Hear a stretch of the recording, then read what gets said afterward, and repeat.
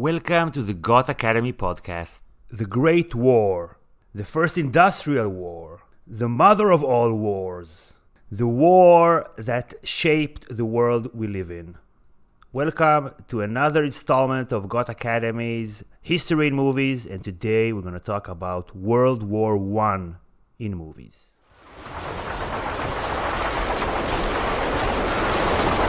This is Sparta! I love the smell of napalm in the morning. Das war ein Befehl! Der Angriff Steyrs war ein Befehl! What we do in life echoes in eternity. All right, but apart from the sanitation, the medicine, education, wine, public order, irrigation, roads, a freshwater system, and public health, what have the Romans ever done for us? Hi everybody, hi Rutger. Hi Gil, how's it going? How are you doing? I'm alright. I guess we both feel like this is perhaps the heaviest subject so far. We're getting closer to our own times, and we are basically setting up almost our own times in some ways. Yeah. Because the conflict we're talking about shaped the world that at least we've lived in for quite a while. Maybe in our youth, maybe we still are. It's been really a transformative or like a transformational kind of event in the world. And it's so interesting to see how it's being portrayed in movies, because in this present day, we view the First World War as the First World War, not the Great War. Yeah. So it's always in the shadow of the war that came afterwards. Yeah. I looked at the filmography of the First World War. You go into Wikipedia, list of World War I movies. You scroll down about 2 minutes, you get to the end. You want to watch the list for the Second World War movies, it will probably take you 30 minutes or something. Because this is an inherently non-Hollywood war. Yeah. This is a trench war, unmoving war, without a clear narrative. Who are the good guys? Who are the bad guys? What are we fighting for? Do I agree? I don't know Do if I you agree. agree? I don't know if I agree. First, what you said about, okay, this is the First World War, so we call it the first, sort of anticipating the second. I'm kind of reminded of the headline of, there's sort of this website that's like The Onion, except in Dutch. And they have one joke headline that it just goes like this. Germany loses Second World War in streak. Yeah. Okay, why do you disagree? Well, I think despite what we all kind of say as a consensus, actually the First World War was worth fighting, and the good guys did win and the bad guys lost, and some good came out of it, and maybe it was worth it. Okay, we can put that argument aside. As the war is portrayed in movies, it is portrayed as a war that the movies don't even try to make sense of why this war started. What were the chain of events that led to the war? You have movies about World War II. The narrative is very clear. You know what you're doing. You're going to fight the bad guys to save the world. Yep. Here is like, who are we fighting? Where is the front? What is the front? Why are we against each other? Why, like, everything that we were told was a lie. It is a heroic in many ways, but as it is portrayed in the movies, it is like a useless war. Like we don't achieve anything. You gain an inch, you lose 2 inches the next day. Nothing changes. There is no clear end and resolution in this war, according also to history, but according to the movies. There is only one way this war ends. Last man standing. That's how it's portrayed. And in all the movies that we're going to review, and I guess we'll list them in a minute, they all have that theme. But still, I feel like the world that existed before the First World War, the world of, let's say, 1910, deserved to die. And World War I set that in motion. It didn't fully complete it, but we got a ways there. And in setting the stage for the world that we live in now, which, despite all our complaints about it, is actually a world that is a lot better than it was 100 years ago. But to be foremost in battle is a virtue not to be despised. I believe it will be a quick war, that there will be few losses. But if losses there must be. So the world of 1910 was a world where the majority of all the people in the world lived under an emperor. All the people in the world. The majority, just the absolute majority. And there were 2 countries in the world that had universal suffrage. So men and women of all races having the vote. Okay. By the end of the First World War, at least all of the land empires had ceased to exist. The Chinese emperor was gone, the Romanov emperor was gone, the Kaiser was gone, the emperor of Austria-Hungary was gone, the Ottoman Empire had ceased to exist. Now the job wasn't finished yet because there were still these overseas empires which had won the day, the British, the French, but the Japanese. But the stage had already been set. For example, because of the entry of the Americans into the European theater, kind of on the condition of these points of Woodrow Wilson, that stated, self-determination for all people. So this was the first nail in the coffin of also the colonial empires, which eventually would die after the Second World War, but the dynamic had been set in motion. But the problem is, what you said, though, it's a very good way of putting things. It's just not cinematic. No. So you can't put that in a movie. No, but the thing is that it was way more. It was so shocking that all the movies about it basically just can only try to depict that trauma because things were happening that nobody had expected. Before the First World War, all the European nations that had colonial empires, like the British, also the Dutch and so on, they were quite familiar with the Maxim gun and the Gatling gun being on the sending end of it and how useful that is in defeating these hordes of natives.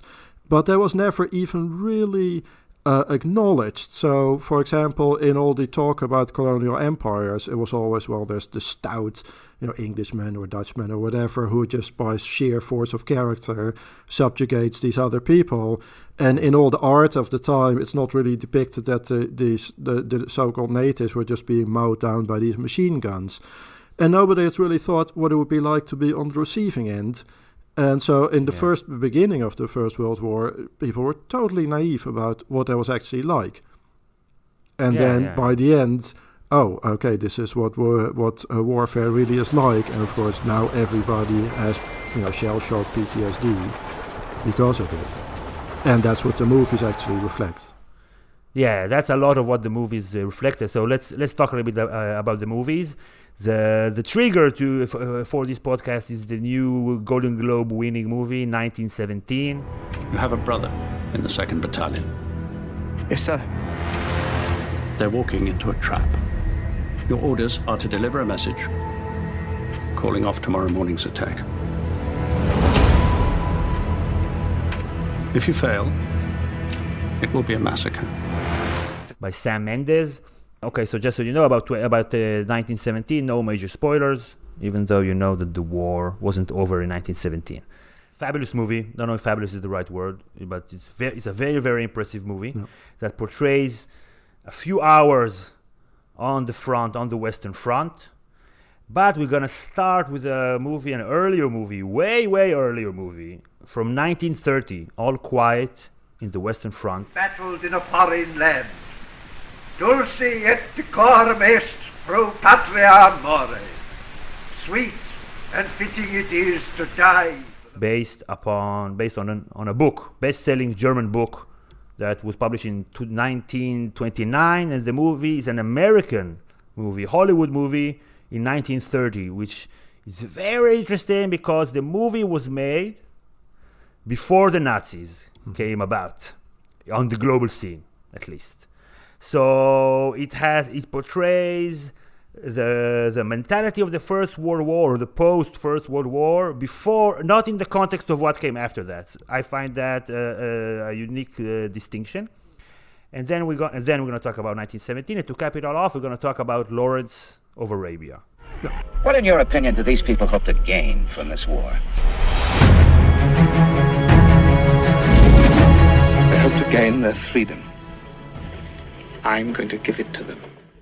Epic movie about actually a completely different front, the front that was created by the English when the Ottoman Empire was retreating in the Middle East came into play, and so that front basically set the stage for ongoing events to this day, such as the creation of the Sykes-Picot Agreement, and the reverberations of that to this day.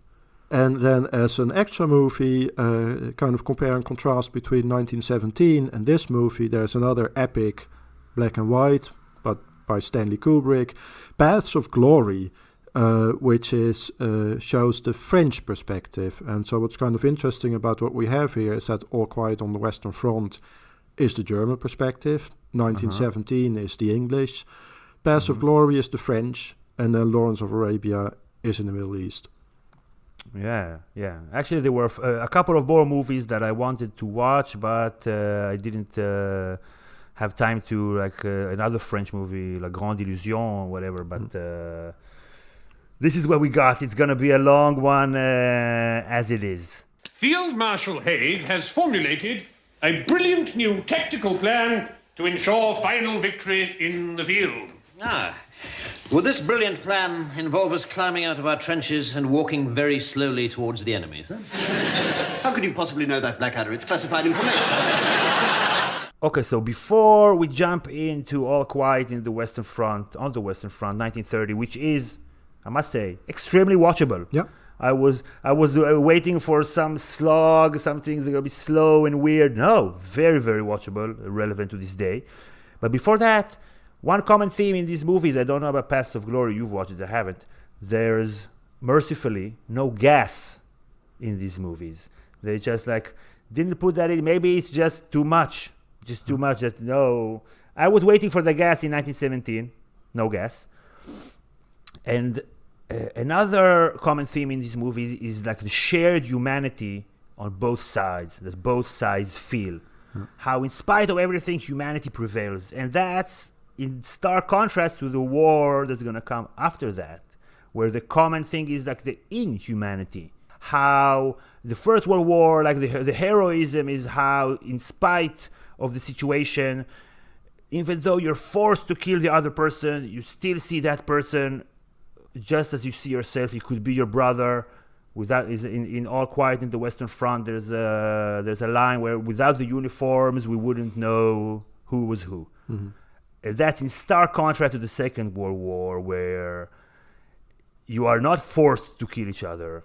People want to kill each other. Yeah. This is like a battle for the soul of the world, and it's the exact opposite of a senseless war. This is a war that you have to fight, you need to fight, and the motivation to go there to the war is different. So that's true, but I think there's one thing that is kind of repeated a bunch of times about World War I, that there's this fraternizing between sides, right? There's this Christmas thing in 1914 where they come out of the trenches and they celebrate Christmas together. I also watched Warhorse, and there's kind of a sentimental thing like that as well. And so the takeaway message for some of the combatants in the First World War was actually this fraternizing and this universal idea, and obviously also communism as a political force kind of came out of that. But the other extreme is actually that also a lot of the combatants came out having lost all notion of the value of human life, and actually completely setting the stage for fascism and Nazism, right? Like the early Italian fascists built on the stormtroopers on the Italian front, the Additi, and actually the first Nazi, street brawlers were the Sturmabteilung, which were again the stormtroopers on the German front. So a lot of these fascists, Nazis, were basically completely traumatized trench warfare veterans. The reason that we thought that we'd start with All Quiet in the Western Front is because there's a clear narrative. It's kind of distinct from the other movies. There's you see the slow progression of these young German men being indoctrinized in schools with patriotic fervor to go and join this war for Kaiser and country. He is dreaming, I suppose, of following in the footsteps of Goethe and Schiller, and I hope he will. But now our country calls. The fatherland needs leaders. Personal ambition must be thrown aside in the one great sacrifice for our country. I'll go. I want to go. Count on me. Me too. I'm ready. I'm not going to stay home. And then you see them slowly but surely. It's like a horrible, like a dystopic, realistic coming-of-age story, how they become more and more cynical and nihilistic and then ideological to the other side, what you were saying about socialist ideals. So the book is chronological. The movie is chronological. The book is not chronological. So yes, if I remember correctly, I read it a few years ago, that it starts like from a battle scene and it's just like a horrible thing throughout, and there's no clear beginning, middle, and end. But here you see them slowly starting to reject at first the authority, and you see this the commander, German commander with the mustache, the German mustache, and all the waiter-like uniforms. This is like the old world that you were referring to.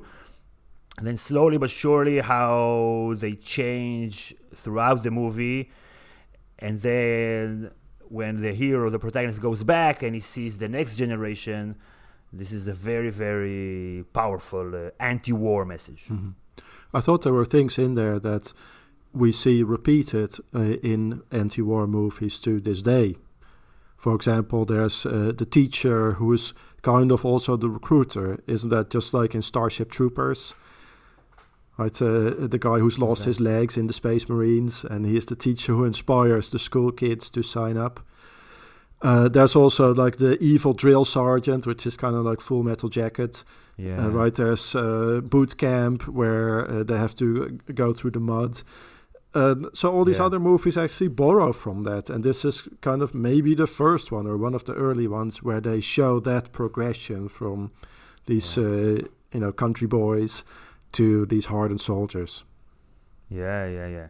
And again, so this is just to reiterate, this is before the Second World War, so you can portray the Germans there as the people that you empathize with, even in the US, who fought against the Germans in the First World War, because there wasn't such vitriol, especially towards the Americans. With the French, it's a little bit different. But it's interesting because today it would be hard to have a successful movie about the World War, about the First World War, where the protagonists are German and you empathize with the Germans because you know what's coming up later. Mm-hmm. You know that, so this guy now, he thinks that the English is just like, hey, but maybe in 20 years he'll vote for the Nazis, even though only a third or whatever, at the height it was 37%, whatever, voted for the Nazis, give or take a point there, here or there. But here, so that was a very interesting experience to me to see this is a movie that wouldn't be made today in this way. Yeah, I guess not. Yeah. So also, I wanted you to talk a little bit about that. So in the propaganda by the teacher, you see like him echoing the propaganda that it's going to be a short war. Yeah. Short war. And they're talking about the way that they're imagining the fight. It's going to be cavalry with bayonets. And basically they're imagining the previous wars. Yeah. But then reality sets in. See that? What's that mean? Bombardment. From the German perspective, the memories that they had and that they had to build on was the wildly successful war for them of 1870, where the Germans also invaded France, and they could make a lot of headway quite quickly, to the point that eventually the German Empire was first declared in Versailles, in the palace there. And so they were kind of banking on, a glorious victory and fast movement, and, we'll be in Paris by Christmas. I'll be called myself if it doesn't end in a few months. It will, though. I'm sure you're right, Mr. Meyer. Well, what they really show very well in All Quiet in the Western Front is also the technological progression. And they don't really announce it, but they show, for example, they start out with the Pickelhaube, so this classic German helmet with the pin on top. Yeah. And by the end, not really remarked on, but by the end they're wearing the Stahlhelm, which is kind of the same helmet that the Nazis were wearing. So those actually are introduced during the First World War. And also by the end there's airplanes that are bombing them, there's tanks coming into play. There is, of course, the gas, although that's not really remarked on in this movie. Thankfully. But yeah, the technological progression is actually enormous, and of course they don't really show it in the movies, but really all the armies get much more sophisticated also in their tactics and their strategy, not just in the technology per se, but also like in intelligence and in planning out operations. It becomes totally different from in 1918. The warfare is totally different from 1914. Yeah, and today I heard the statistic that all the casualties of war, like in all European conflicts between 1815 and 1915, that's less than one day of a big battle in 1916, be it Verdun or Somme or any of those that had dozens of thousands of people die in one single day. Yeah. So this is just like so this is the shock that all these movies portray. This is like one of the lasting themes and memories of this war, how you came in expecting one thing, but then this is a whole other world that you can't really prepare for, even though they try, like in the scenes of the basic training. Even though I wasn't a combat soldier, I had to do basic training, and I immediately recognize how they try to break apart every single person and create a new person that will adhere to authority, will do as he or she, as he's told, not she, and then just like obey orders, go into battle. There's this incredible scene when the English are running towards them, and for like a solid 1 or 2 minutes they're just like mowing them down with machine fire, just one after one. I was like, oh my goodness, this is so hard. And then so they jump into the trench, there's like a knife battle and people are strangling each other, and then the English run away, the Germans run after them, they are mowed down, going to the trench and then coming back. Yeah. So this is just like to portray the ineffectiveness of the fighting of World War I, which is one of the things that it is most known for. Yeah, and in the movie that was also part of it that made it very watchable, I suppose, that some of this action, like you say, that all these guys being mowed down, I mean, they would have put in a little bit more CGI now, but most of the shots they would still use, and just the setting and the scenery was still pretty shocking to watch. Yeah, definitely. I wasn't waiting that scene at all. No. And then also the movie portrays, you were talking earlier about the shell shock and PTSD. That's also a staple of the book, and then the movie, how it destroys your psyche in a way that people didn't understand back then. Yeah. So it starts that they are all very scared from every shelling. They put the helmets on their heads, and the veterans make fun of them. But then the first taste of war, one of the soldiers, of the young soldiers, gets blind, then another one dies, and the protagonist says, he's my friend. And his veteran tells him, now he's just a corpse. And then later they don't even move or budge when there's a shelling, and you see people getting crazy. And then at the conclusion, they find it very hard to go back home. Like home has been ruined for them. They prefer to be in this hell. What about us? What have we got to go back to? School? Why not? You know everything already? A man can't take all that rubbish they teach you seriously. After 3 years of shells and bombs, you can't peel that off as easily as a sock. They never taught us anything really useful, like how to light a cigarette in the wind, or make a fire out of wet wood, or bayonet a man in the belly instead of the ribs where it gets jammed. Yeah, and that of course then sets the stage for sticking around in these cores, this, let's all join some sort of fascist group and fight in the streets rather than go home and become a productive member of society. But I want to go back to what you said about the numbers of casualties compared to the preceding wars. And part of that was unforeseen, but part of that over the course of the war also became precisely the point. Right? Mm. So, for example, the Battle of Verdun was basically designed by the Germans in order to bleed France dry. Right? So they had sort of taken up these positions in this kind of salient, such that the French would feel compelled to just keep attacking, and just causing mass deaths. And the Germans were kind of hoping that this would cause the French to eventually give up. But of course, the opposite happened, and it became a rallying point for the French. But the notion of just killing as many as possible of them, that became kind of the point of the war, or the main strategy of the warfare.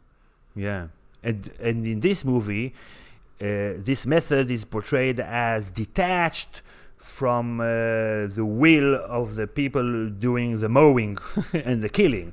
It's like there's a scene when they're talking about, like, okay, I don't want to kill no Englishmen. Well, how do they start a war? Well, one country offends another. How could one country offend another? You mean there's a mountain over in Germany gets mad at a field over in France? Well, stupid, one people offends another.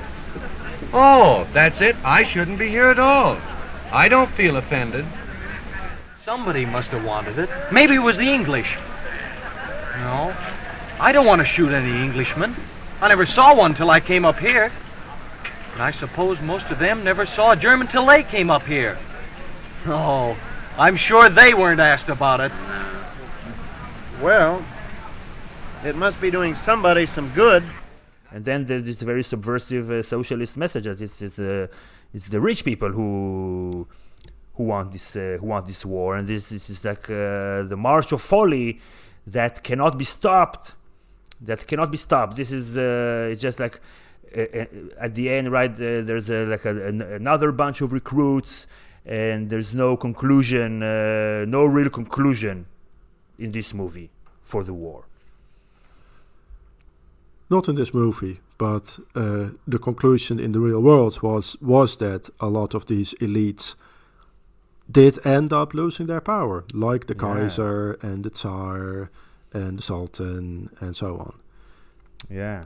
Also, I liked in this conversation when they're basically deconstructing nationalism, because this is maybe like this is the First World War, so like the biggest battle between nations.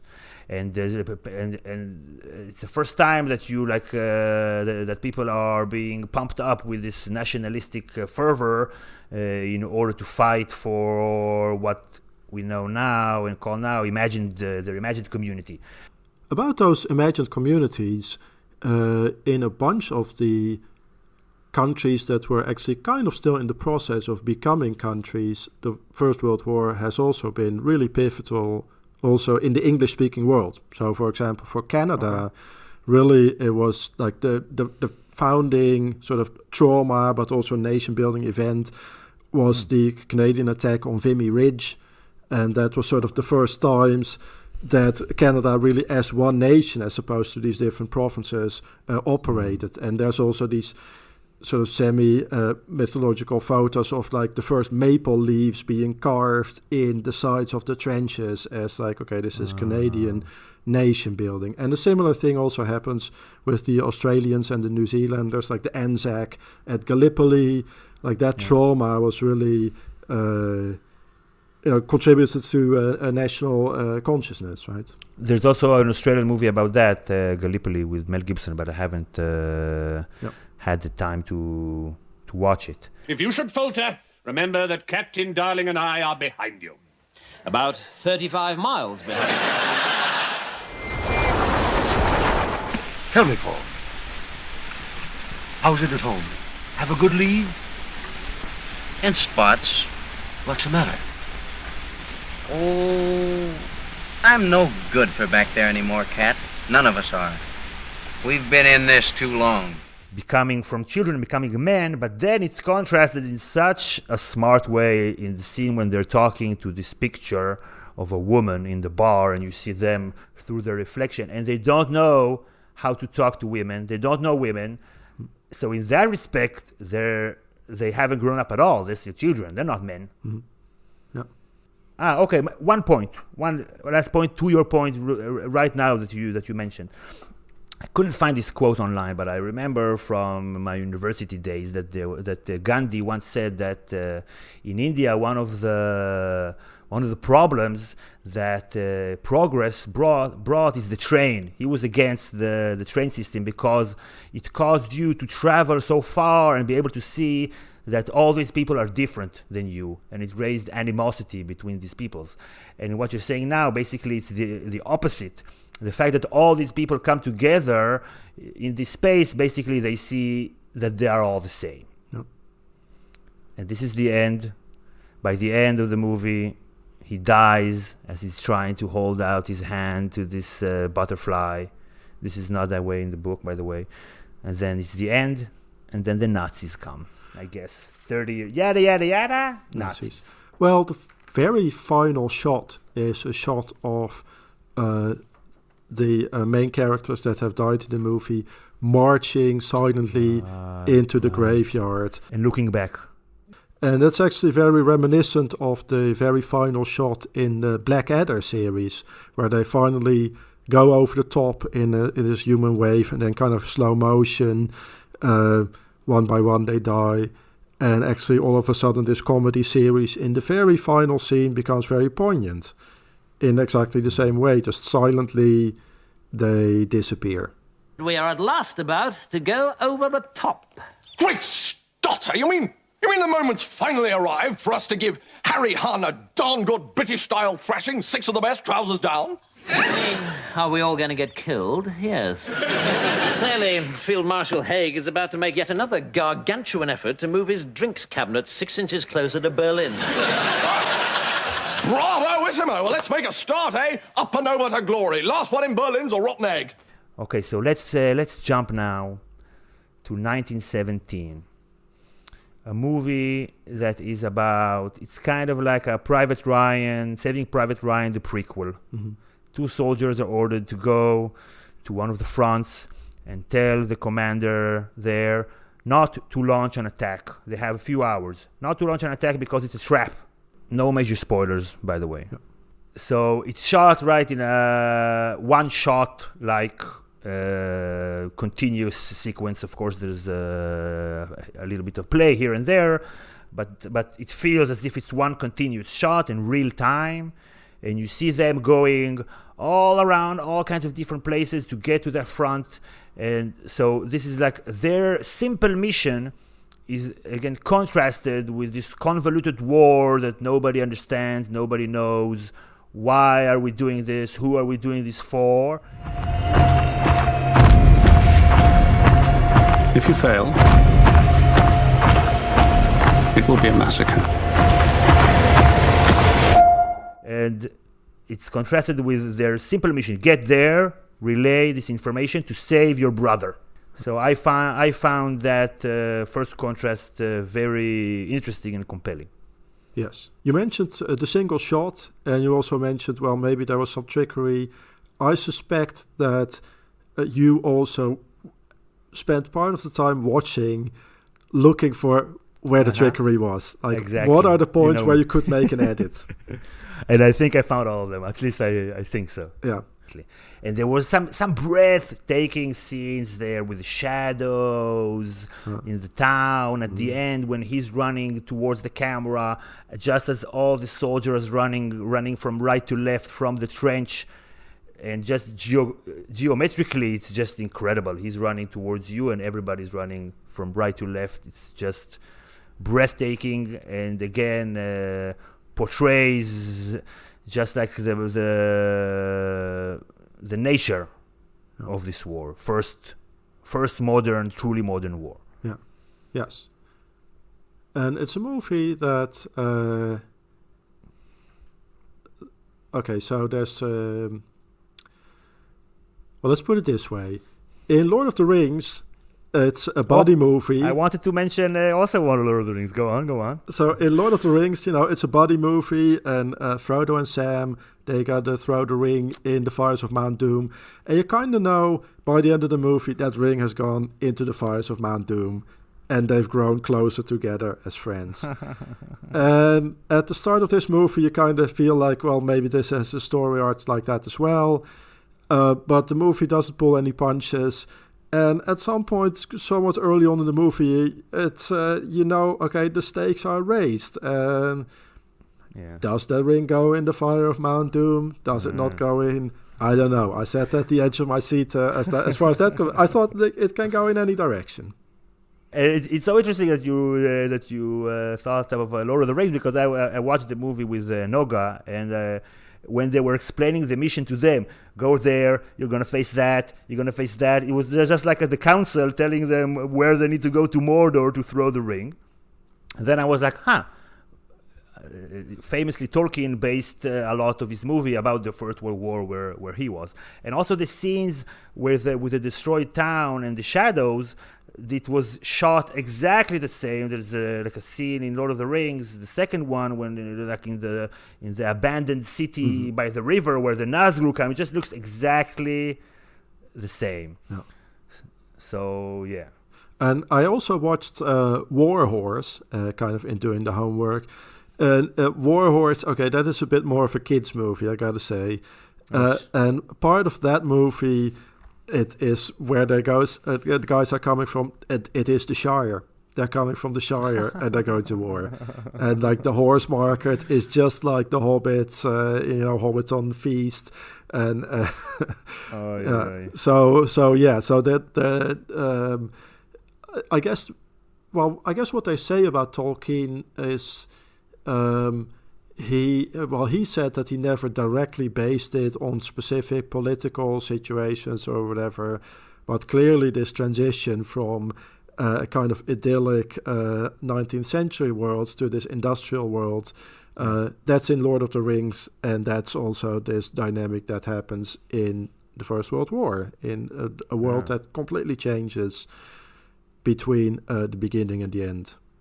Yeah, and the fact that both of us watching a movie about the First World War think about a movie/series of books set in a fantasy world just shows how strong and how poignant and effective his story was, that our references are imaginary worlds and wars.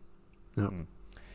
And so a few things, there's a bunch of things that I want to talk about in this movie. Yep.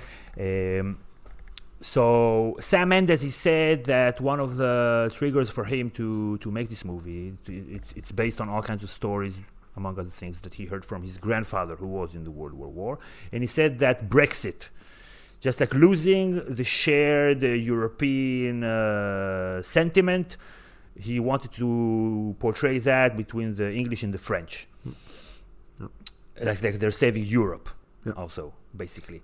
But what I thought that while watching this movie is that it reminds me of the climate crisis. all the fires, everything is burning. It's obviously it was before Australia started burning this way, but it was burning also before. It's just basically the world is on fire.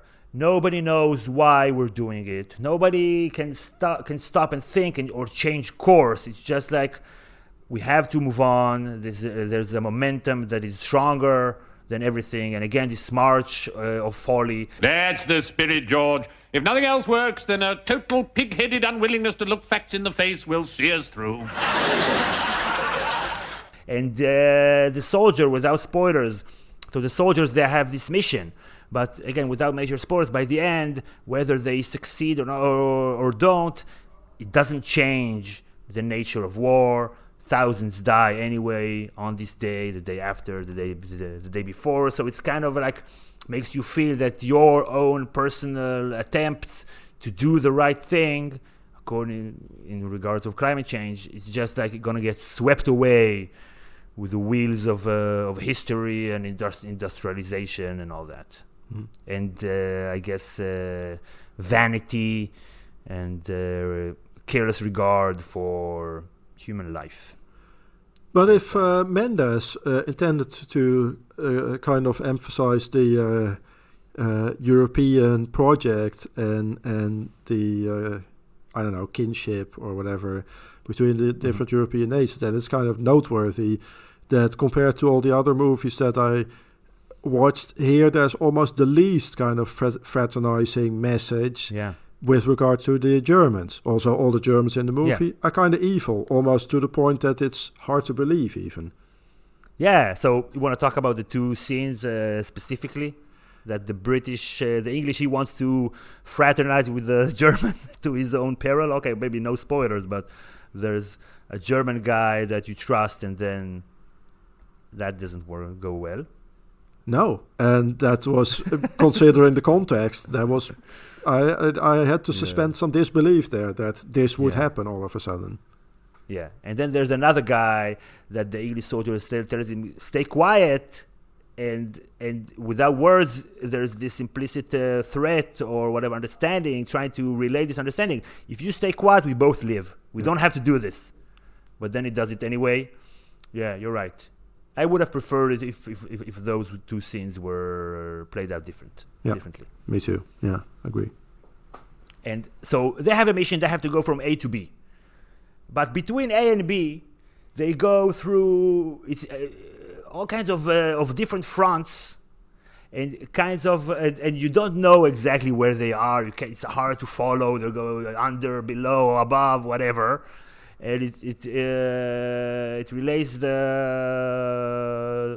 way that the war was. That it was like there were no clear fronts. It was just all over the place and hard to follow. This war is so hard to follow. Just like. From battle to battle and war to war, it's just like, what the hell is going on? What the hell is going on? You have no idea. You are disoriented.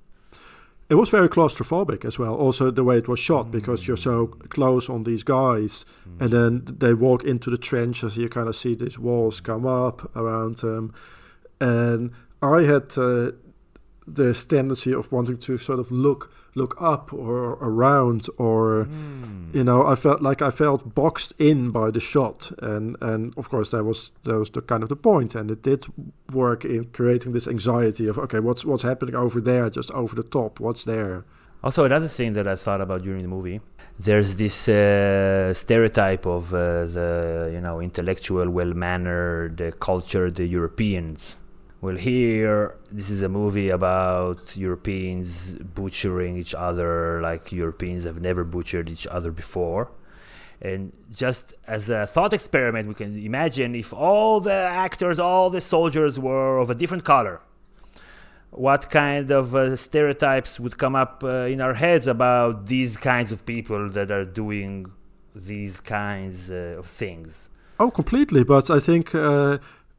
precisely because of that, the First World War, I think, also had a catalyzing effect in decolonization, because, of course, there was a lot of overseas soldiers from colonies, soldiers who weren't white, and they're all of a sudden drafted to go to Europe and see what an actual mess it was over there. And, of course, in 1917, there's only the one guy who's, I guess, Sikh or something.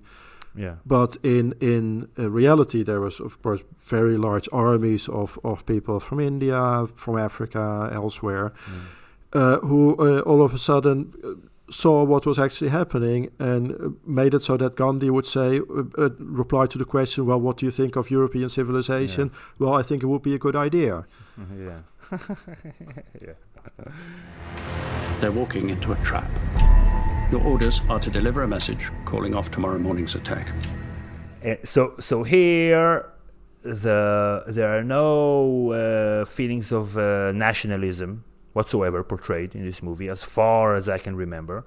And loyalty is to your family. There's a brother waiting on the other side. I was waiting for Joffrey, because the actor that has the brother, the actor that plays Tommen, I was waiting for Joffrey on the other side. So there was a kick. Then you might as well let him die. Yeah, exactly. But by the end, the actor of his brother is a different kind of Game of Thrones character. So that was, I don't know if it was intentional, but that was there. So there's no clear narrative for this war that soldiers can understand and like drink the Kool-Aid to go and fight, which is very, very different again from World War II.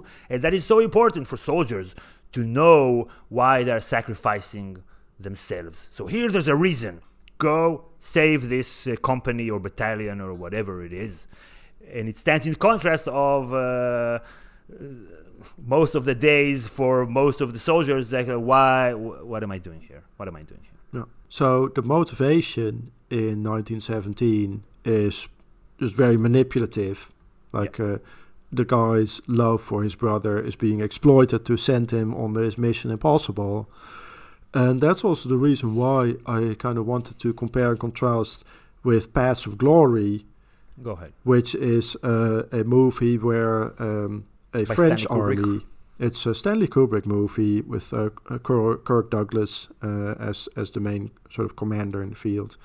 And it's about a French army who are sent also on this mission impossible, but they fail to achieve the objective, and a bunch of them actually don't even leave the trenches. Okay.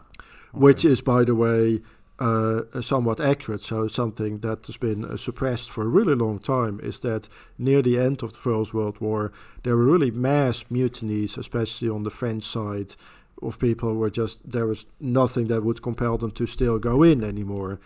And so in Paths of Glory, there's not this manipulative kind of trick that makes them do it. It's just like, okay, one last push and we'll take this hill and come on for France. And of course, a lot of them no longer want to do it. And then actually in, massive injustice, 3 of them out of that group are being selected more or less at random to be executed for cowardice and sort of, to encourage the others, so to speak. Yeah. And this kind of story wouldn't be portrayed on film in this way about the Second World War. No. But also about the First World War, this was highly controversial, right? Both All Quiet on the Western Front and Paths of Glory had been banned for a long time in a lot of places, not just in Germany. By the Nazis, yeah. But before it was banned, it was super successful. And it's interesting to see that how a story that was so popular, and then the generation that came after was the polar opposite of it. Yeah. So also one thing about the one-shot thing in the movie. So the movie is continuously moving. You're always in movement, and again, it comes in contrast, and it's very beautifully thought of this war that is not moving at all. Nobody's going anywhere. No. But I have some insights from Noga about the psychological elements. So this is like the hero's journey. Mm-hmm. The guy next to Tommen, he's the reluctant hero, doesn't want to go on the journey. Mm-hmm. But then he goes in spite of himself, and then there's a lot of Christian elements, like a cross and the church, mm-hmm. and the hell, the burning hell, and no real salvation at the end. Again, this is 1917, so the war went on regardless what happens. And then you have all kinds of archetypical symbols. So there's like one female character in the whole movie. She's like the mother. She nourishes him. She helps him. And then there's the baby. So at first we don't know if it's a boy or a girl, but my first thought was like, this baby is going to grow up and be a soldier in the Second World War. But then it's a girl. It's baby Hitler. Maybe French Hitler. And then there's this Mark Strong. He's the first commander that gives him a lift, and he's like the wise old man, tells him, okay, so when you meet the commander, you have to have witnesses because some men just like the fight. Gives him and tells him how to deal with his pain. This also reminded me of a scene in Blackadder where the final offensive is announced and they're going to go over the top, and then all the guys say, oh yes, this will be the final offensive where in 1917 we will, push the Hun back into Germany. I certainly am, sir. I didn't realize we had any battle plan. Well, of course we have. How else do you think the battles are directed? Our battles are directed, sir. Well, of course they are, Blackadder, directed according to the grand plan. Would that be the plan, to continue with total slaughter until everyone's dead except Field Marshal Haig, Lady Haig, and their tortoise, Alan? Great Scott! Even you know it!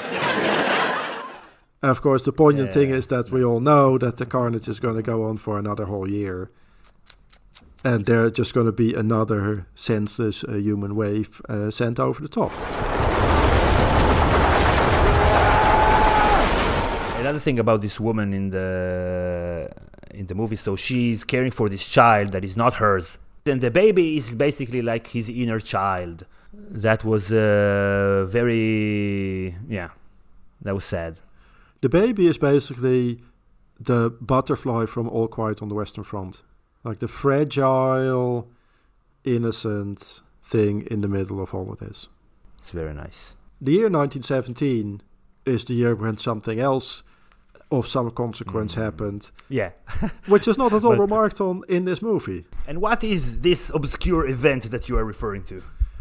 There's an obscure event that happens in the fall of 1917 where actually over a series of events, the constitutional order in Imperial Russia changes completely. First to a sort of semi-social democratic regime of the Mensheviks, and then later on that gets brushed aside by the Bolsheviks, and then the Soviet Union is created. And of course that event makes it is for me one of the reasons why you could say that maybe the First World War is the war that created the 20th century and created a century that was kind of short because it lasted basically until the end of communism. So in 1989, of course, then these communist satellite states became more democratic, and then in 91 the Soviet Union itself ends.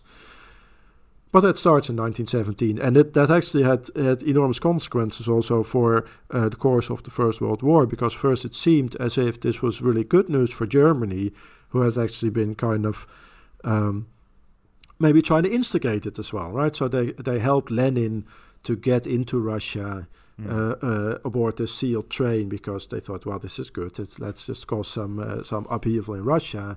Yeah, and it did work for them well. Like Russia was basically kicked out of the war. There was the separate Brest-Litovsk peace treaty, which worked out rather well for the Germans. And they thought, well, now we can bring all the soldiers from the Eastern Front to the West, and now we can defeat the Western allies. And so then actually by the end of the war, it gets, again, really kind of, things hang in the balance, because on the one hand, those troops from the East come to the West, but on the other hand, the Americans are finally coming in, and then actually the Germans still lose in the end. But it was a close call. I think they were just not talking about anything that wasn't like in the moment and in the mission. In some ways, it was just like a small movie about this insignificant event just like a few hours in this horrible war, and like there's nothing strategic. Oh, but it's also way earlier. Like the movie 1970 is in April. In April?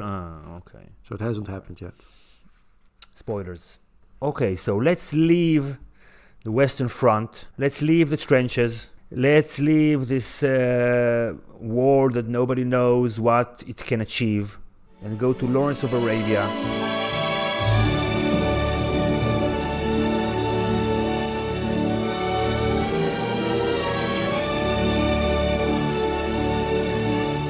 Set in the Middle East, where it is very clear what can be achieved. So for the English, they're opening a second front. They want to attack the Ottomans from the east and the south, and try to make them more occupied there and being less able to be present in their Western Front. We see a movie about the rise of Arab nationalism. Thank you, Lawrence. We do not work this thing for Faisal. No. For the English, then? For the Arabs. The Arabs. The Hawitat, Ajili, Rala, Beni Sakhr, these I know. I have even heard of the Harith. But the Arabs? What tribe is that? And how he set about to basically do the polar opposite of what is going on in Europe. Europe is fragmenting from these big empires into smaller states, and here he's trying to turn all these isolated tribes who don't get along with each other. You have to unite under one Arab flag, and you're all the same. It's a recurring theme there, or you can be Haza, or I don't remember all the ethnicities. You're all Arab, and... Sheriff Ali, so long as the Arabs fight tribe against tribe, so long will they be a little people, a silly people, greedy, barbarous, and cruel, as you are. You're gonna be a silly people until you unite. And please don't look at what's going on in Europe, where this shit is not working out at all.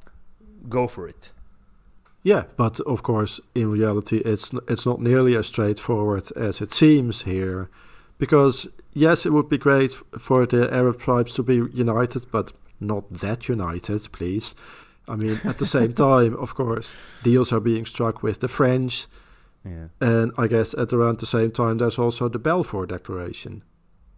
Yeah, in 1917. So the English are promising everything to everybody just to make everybody happy with no regards of future consequence. The Navy's got other things to do. Oh, yes, protecting the Suez Canal. The one essential sector of this front is and must be the canal. You can see that, sir, surely. I see that the canal is an essential British interest. It is of little consequence to us.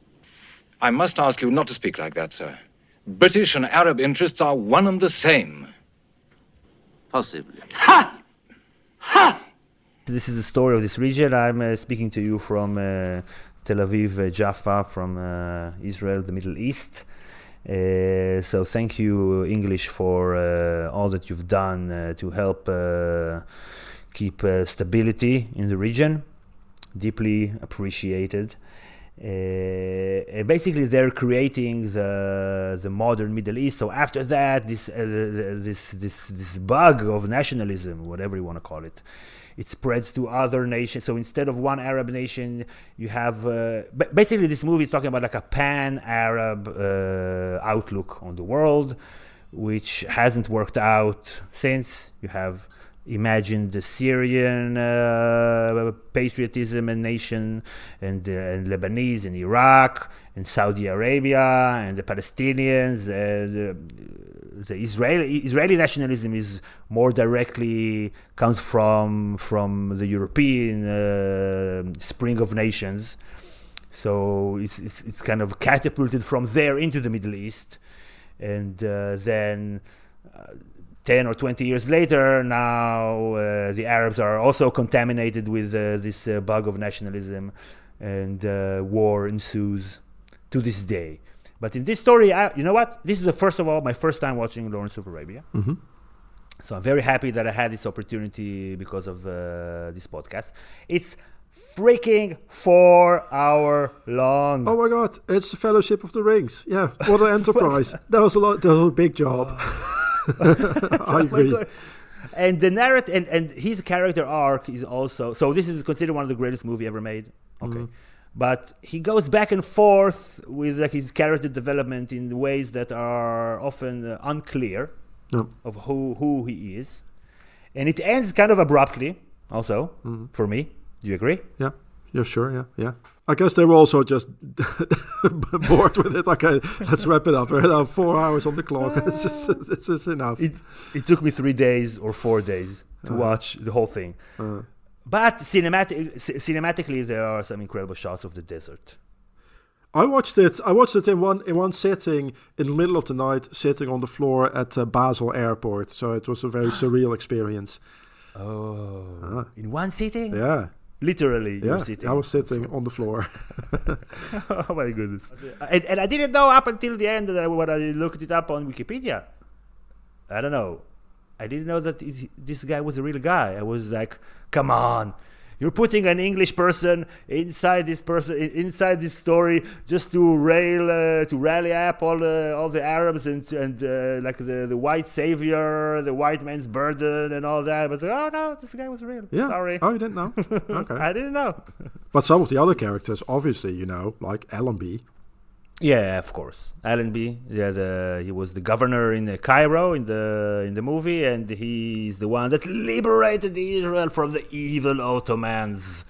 Not actually, wasn't that way, but he did come into Jerusalem, and there's one of the main street here in Tel Aviv is Allenby Street, and it was one of the most beautiful streets in Tel Aviv, and now it's one of the ugliest ones. Mm-hmm. Hasn't been cleaned since the 50s.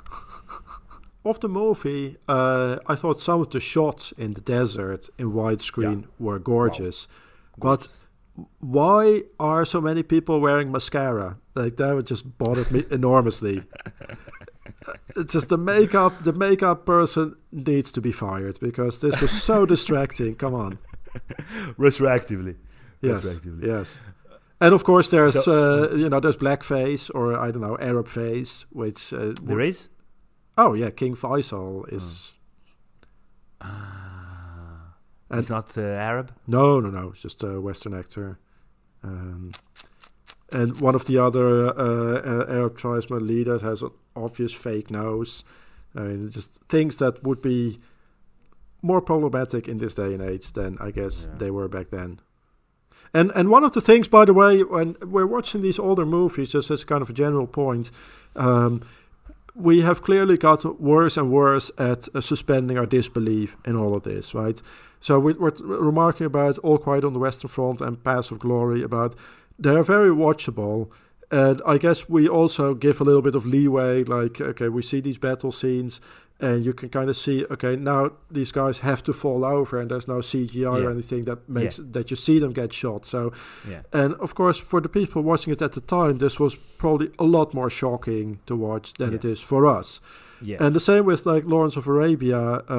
In one of the like trivia about the movie, they say, "Oh, some people actually mistook King Faisal for the real King Faisal." Well, I don't know, but not me. Like when I watch the movie, I see some dude wearing makeup and wearing blackface, and apparently he was like 20 years older than the actual King Faisal was at the time. He was like early 30s, and not like in his 50s or whatever. So what I found peculiar in this movie is all the like how he just decides to do things. Aqaba, from the land. You are mad. Come to Aqaba by land, we should have to cross the Nefud Desert. That's right. The Nefud cannot be crossed. I'll cross it if you will. You?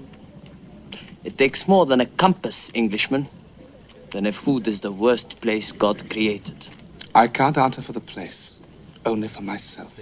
And just because of the sheer English, British, European will, He can do things that mere Bedouins who live in this region say, no, if you do this, you will die. You will not succeed to go through the desert. No, I decided. Okay. Nothing is written. I can do it. Nothing is written. Yeah, you don't have a human body. I don't have to, restrict myself to these biological constraints and climate things. No. We will rest now. 3 hours. Fine. I'll wake you. We must go back. What for? To die with Gassim? In 1 hour comes the sun. In God's name, understand. We cannot go back. I can. If you go back, you kill yourself, is all. Gassim's time is come, my friends. It is written. Nothing is written. Go back, then! Was it Aqaba? You will not be at Aqaba, English. I shall be at Aqaba. That is written. I will go into the desert and come back even though it's impossible, just because I said so. Incredible British will. Yeah, so I just looked it up. The actor playing Prince Faisal is Alec Guinness. Ah, okay. Sounds not so Faisally. No, I must say. Not so much. You know that Faisal in Israeli slang, it's also a joint. Oh. Roll of Faisal. Pass the Faisal. Pass the Faisal. So you want to talk a little bit about how all these backroom deals and promises created the Middle East and the problems that we know now. You want to talk a little bit about it? Because this is another front where things are actually happening and changing on the ground. Yeah, so in the long-standing tradition of the West using local proxies and sending them into the fray and then not helping them out further, the way, quote-unquote, we still have been doing, for example, with the Kurds against ISIS. Here, the Arabs are a useful tool for a bit, and then they are abandoned because behind their back, actually, the deal has already been struck. There's just going to be 2 separate mandates, a British mandate more to the south and a French mandate more to the north, with a line between them, the Sykes-Picot line, which, by the way, is referenced in one of the early propaganda movies by ISIS, where they said, finally, we erase this line, and then they connect Syria and Iraq within their short-lived state. Yeah. Actually, I just learned something new about this line, that the way they drew this line, they say that they wanted to draw a line from the E in Acre, that's Akko, in the north of Israel, to the K in another town in Iraq or Syria, I don't remember, just like drew a straight line, just because I want the E to reach the K.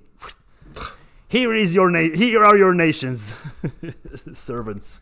Also, I didn't like the two Arab teenagers who are really keen on becoming servants of this white guy. Yeah, no, that was problematic. What starts happening in Lawrence of Arabia, or what's happening in Lawrence of Arabia, is that the decaying Ottoman Empire, which had already been decaying for a while. It was already known that this was, the sick man of Europe, and once the opportunity arises, let's get some pieces out of this empire. And for that, the Arabs were used. But then once the dust settles, they're under new management. And then, of course, that eventually, once that decolonization happens, a lot of the borders are totally artificial. Maybe not entirely all of them, but a bunch of them are. Well, if we can see it, so can the Turk. If he finds he's using 4 divisions to fend off a handful of bandits, he'll withdraw. He daren't withdraw. Arabia's part of his empire. If he gets out now, he knows he'll never get back again. I wonder who will. No one will. Arabia's for the Arabs now. That's what I've told them anyway. That's what they think. That's why they're fighting. Oh, surely. They've only one suspicion. We'll let them drive the Turks out and then move in ourselves. I've told them that that's false, that we've no ambitions in Arabia. Have we? I'm not a politician, thank God. Have we any ambition in Arabia, Dryden? Difficult question, sir. So you started off by saying that the good guys won, but as from the Middle Eastern perspective, a Middle Eastern theater, I'm not sure the good guys won. So obviously, the whole idea of Israel as a nation state, it arose in the European nationalistic ideas, and by European violence, Christian violence, or cultural Christian whatever towards Jews, be it in Eastern Europe or later in the Second World War. But right before the war here in the Middle East, under the Ottoman Empire, I don't remember the exact year where the Ottomans passed a few laws. I think it was maybe the very end of the 19th century, where it was the time in the Middle East where that was the most equal time in the history of the Middle East, before and after, where all Jews, Christians, Muslims were all equal. You could go from Tel Aviv and go all the way to Baghdad, no checkpoints, no passport, no nothing, nobody asking you why you're going there, where are you going. No, this is just like an entire area where everybody can live friendly with each other, and it worked quite well, especially when you compare it to other places around that time in Europe. It was admittedly there were not a lot of Jews also here, but we also know that we see that in Lawrence of Arabia, and we know from the history that ensued that the Arab nation, quote unquote, is fragmented to the bone with tribes upon tribes. But under the Ottoman Empire, it was maybe the best time to live in the Middle East, geopolitically speaking. That's true, and that is probably true for a lot of empires, though. Right? If you look at the Balkans and Central Eastern Europe now compared to under Austria-Hungary, in a way there was also more, you could more easily travel from Vienna to Skopje or whatever, with far fewer borders. And it probably in the Caucasus, in some way, it had also been better to just continue to live under the Romanovs, under a single empire. But that whole business of great big land empires with some sort of a god emperor at the top and no democracy and these weird types of cultural, religious apartheid systems in place, that world needed to be done with, and something needed to be replaced. That was more democratic and more probably with sovereignty for different groups. Yeah. Though in the Middle East it was the exception to the rule, again in this the last 20 years of the Ottoman Empire, that it was not apartheid at all, but very equal, no privileges to this religion or that religion. And you have all these accounts of Jews living here, meeting Jews coming over from Europe, and how different was the mindset of the Jews living here and their relationships with the Arabs compared to the Jews that came over from Europe. You can understand why people came over, just stating a fact. That they came in and started to buy lands because they had this idea of a safe haven for the Jews, blah blah blah. But it was a result of the First World War and what happened later under the English mandate here that exacerbated, escalated the conflict that we now know and love. But we didn't talk a lot about the movie, like what he's doing, the Arab revolt and the conquest of Aqaba. Are you interested in getting a little bit into that? Yeah, I am. But just as a quick aside, I suppose maybe the Ottoman Empire was a real utopia at the time, and luckily now there's Erdogan. So who knows? We might still bring that back. Yeah. We want to go back to Ottoman rule. Yes. But yes, Lawrence of Arabia, the movie. What happens in the movie? So he starts as like this regular weird soldier. He's regular and kind of weird. Is it because he's kind of upper class, or is he gay, or I don't know, or is both? Yeah, unclear. Because gays are weird? Is that what you're saying? Well, we'll edit that out. Peter O'Toole... closeted. Maybe that's what a bit effeminate in this movie, which is fine, of course. But it stands out. It stands out. It was noticeable, at least to me. I don't know if you agree. Yeah. And I later read about it that it's not by accident. Not by accident. I mean, so I parsed the movie correctly. That was... Yeah. Okay. Yeah, I got you. Definitely. Okay. So he's kind of this like Forrest Gump of the Middle Eastern theater. That just like, please go to King Faisal, talk to him. And then he happens to be in like all the biggest events of Middle Eastern... of the Middle East at that time. And... so he goes through the desert with 50 men, recruits people along other tribes along the way in order to conquer Aqaba, which is like the Castle Black in Game of Thrones. Like it only faces the sea, the Red Sea, and is not equipped to handle anything that's coming on from behind. And Aqaba, it's in the south of Jordan, right next to the Israeli city of Eilat and the straits that lead. It's in the Red Sea and the Suez Canal. All very, very, very strategic. And the conquest of Aqaba, I was like, what is this set? Is this Aqaba in 1962? This looks amazing. It looks like an amazing, like huge set of this that you see from above. Like, wow. No.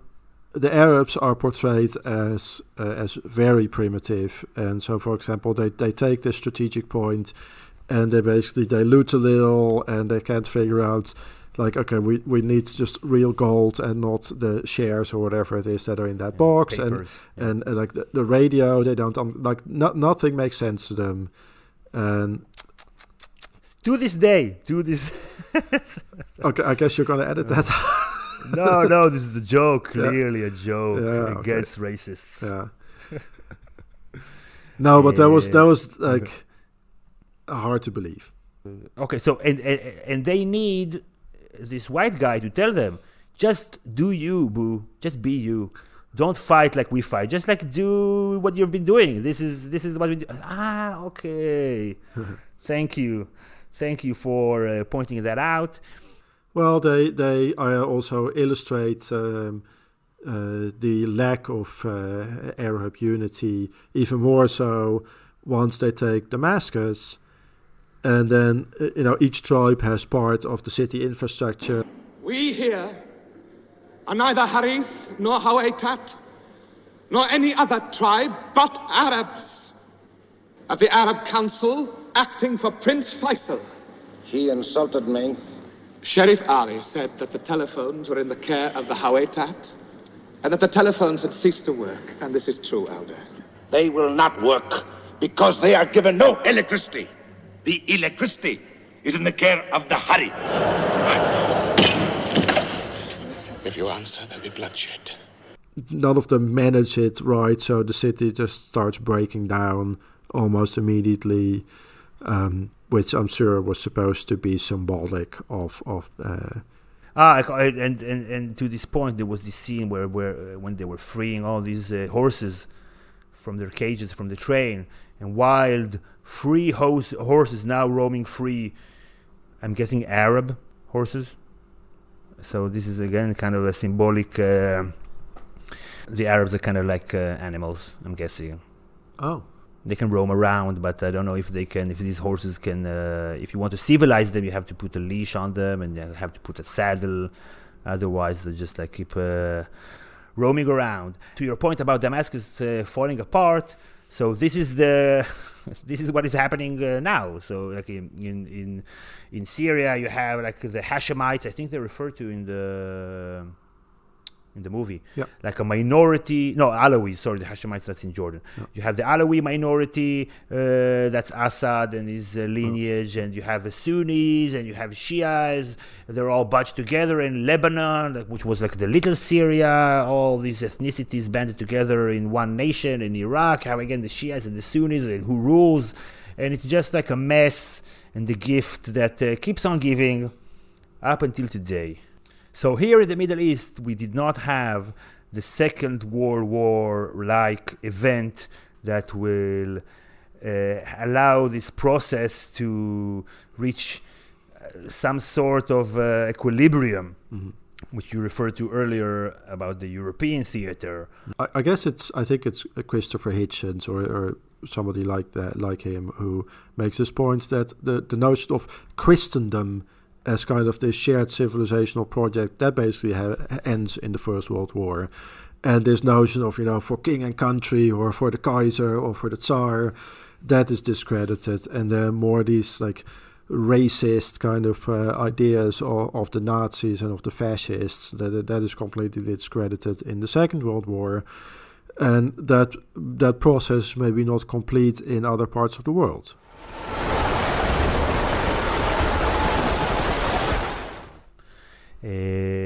Okay, you have some parting words of wisdom to tie everything up nicely with a bow? We talked about All Quiet in the Western Front, that show the progression of the soldiers joining the war and how it was changing them as the war was changing, and how it destroyed basically their psyche.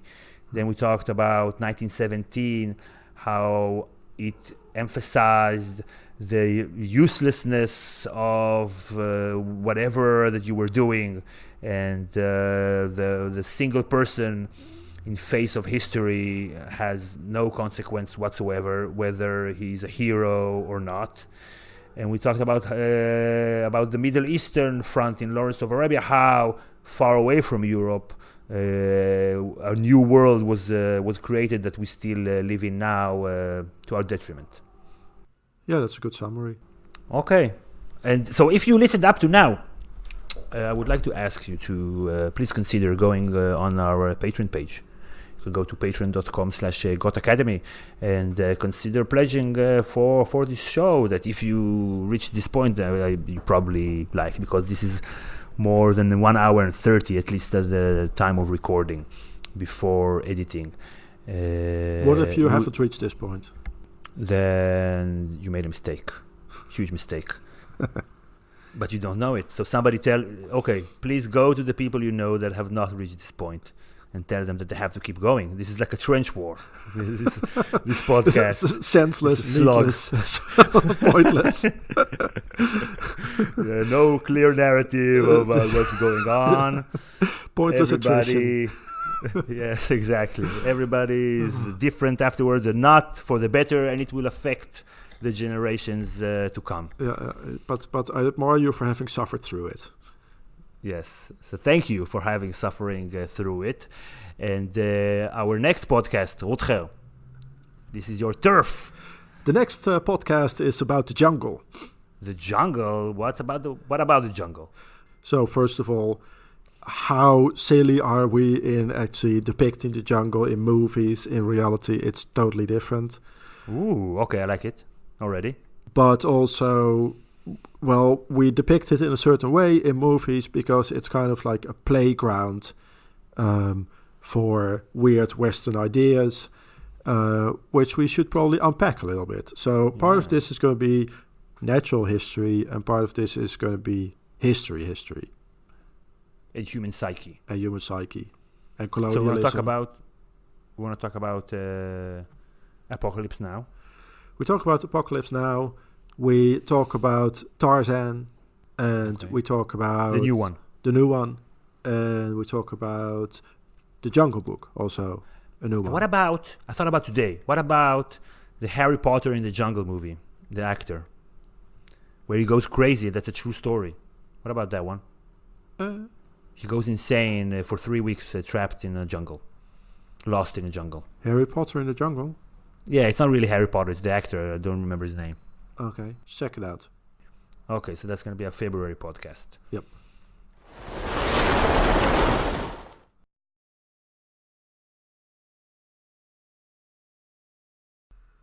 So it wasn't the war to end all wars, but it was worth it, I think.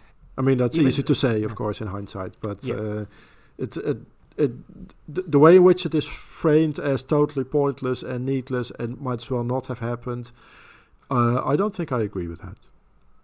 Interesting, because like the artistic expression cannot. There's no artistic expression to the narrative that you just set out. This is like a historical view, bird's eye Martian view that you look at history, but art, as i.e. these movies, central to it is the human experience, which is totally different. So this is a great way to wrap it up. There's the bird's eye view, and then there's the single person in the trench, getting gassed, getting shelled, and it's hard to reconcile those two themes in any single story. Yeah, the claustrophobic shots in 1917 versus what you actually see when you can rise up and 100 years later look back and see what the effect has actually been. Boom. Not in a shelling kind of way, just boom. It's let's put a point. Boom. Exclamation mark. Okay, so thank you everybody for tuning in. Thank you, Rutger. Thank you. And we'll see you all next time. Bye everybody. Bye.